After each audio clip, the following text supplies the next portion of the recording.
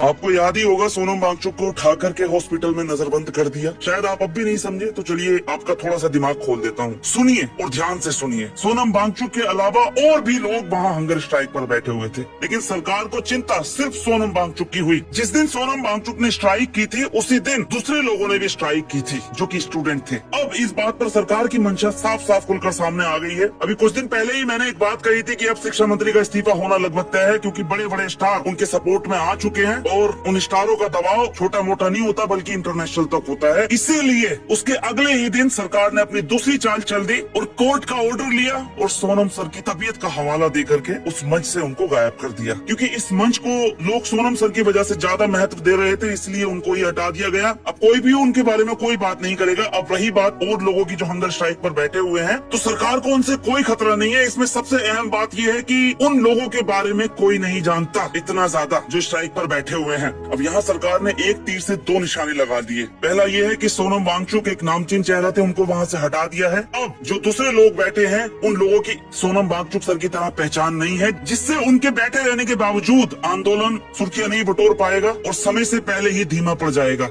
दूसरी सबसे बड़ी बात, अब सरकार पर आंदोलन कुचलने का आरोप नहीं लगेगा, तानाशाही का आरोप नहीं लगेगा, क्योंकि वो कह देंगे कि भाई कोर्ट ने आदेश दिया और तबीयत खराब की वजह से हमें उनको हटाना पड़ा। सिर्फ मुख्य चेहरा हटाना सरकार को एक मजबूत कानूनी और मानवीय ढाल दे रहा है, जिससे सरकार गुस्से से बच जाएगी और जो आंदोलन की नींव है वो कमजोर पड़ जाएगी। और ये फैक्ट है। अभी आपको भीड़ लग रही होगी, लेकिन अब धीरे धीरे वो भीड़ खुद ही कम हो जाएगी। आज 20 तारीख है पैदल मार्च, जिसके बाद बहुत कुछ बदलने वाला है। देखते हैं। जय हिंद।